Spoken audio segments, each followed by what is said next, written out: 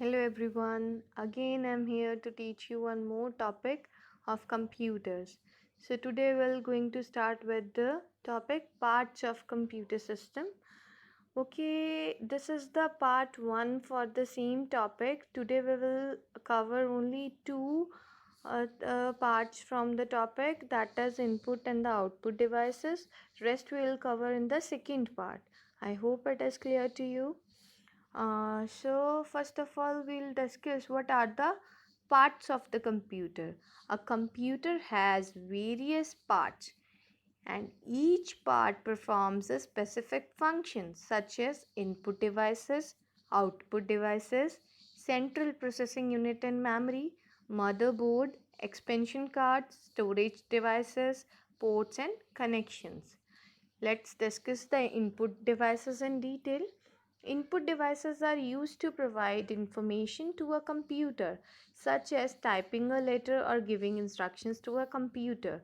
For example, you wanted to give any instruction to computer, so by which device we can give instructions? With the help of input device. If you wanted to give the instruction in the form of any word, then you can use a keyboard for that. If you wanted to open any file or wanted to do any other work, so you can use the mouse for the same. Fine. If you wanted to record something, you can use microphone. If you wanted to record your video, you can use webcam for that. There are many more input devices but here we are going to discuss a few out of those. Here we are going to discuss mouse, keyboard, microphone, scanner, webcam, stylus and trackball. We have mouse. First of all, a standard mouse has a left and right button. You use the left button to select the items and provide instructions by clicking an active area on the screen. Okay, fine. I hope it is clear to you. By left click, what we can do? We can select any area. We can click on any picture, any file. We can click on anywhere, any time on the screen. Fine. You can use the right button to display commonly used menu options. You use the right button to display commonly used menu options on the screen. Fine. We have two options to use this menu option. First one is the right click option. After right clicking, you can use these properties, and one more option is there present on the keyboard, the properties button. You can use that button for this kind of work. Fine. Now we have keyboard, a set of keys that resembles a keyboard on a typewriter. Fine. Our keyboard resembles more like a typewriting machine. You use the keyboard to type text such as letters or numbers into the computer. I hope it is clear to all, because these are very basic topics. We are learning these topics from class 1, or you can say you are learning these topics from class first. So but we need to discuss these topics because these are into your syllabus for the ninth class. That's why I need to discuss once these topics. Next is the microphone, a device that you can use to talk to people in different parts of the world. You can record sound into a computer by using a microphone. You can also record your speech and let the computer convert it into the text. Nowadays what we are doing, we are using mobile phones and we are able to record our voice with the help of our mobile phones. So microphones are built in our mobile phones. I hope it is fine to you. Like on Google, you might have seen, you speak about something and it convert your voice into the text. So what is happening there? This process, who helps the Google to process this all process? Only the microphone helps into that. Fine. Now we'll move to the next topic, which is scanner, a device that is similar to a photocopy machine. Here you can see, here is a scanner. You can use this device to transfer an exact copy of photograph or document into a computer. A scanner reads a page, and translates it into a digital form that a computer can read. For example, you can scan the photographs of your family by using a scanner. Now we'll move to the another slide. Here we have the webcam. Here you can see here is the webcam, a device that is similar to the video camera. It allows you to capture and send live pictures to other users. For example, a webcam allows your friends and family to see when you are communicating with them. In early days, when our mobile cameras were not that good at that time, for the video conferencing and for the other purposes, we use a webcam for such kind of things. Like there is internet connection available on the computer systems only. So with the computer system, if we wanted to do a video conferencing, then we need to use this device, web camera.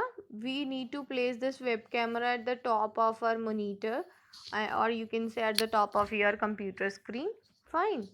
In laptops, the web camera is inbuilt on those devices. Like in our phone, it is inbuilt. Fine. Now we'll discuss about the stylus. So what is the stylus? Here you can see this is a pen-like device which is used to assess the touch screen. A pointing device similar to a pen used to make selections and enter information by tapping on a touch sensitive surface. For example, to enter information on a PDA, which is personal digital assistant, you use a stylus. A PDA is a lightweight palm top computer which you can hold on your palm as well. So to operate the palm top clearly and concisely, you can use a stylus with that.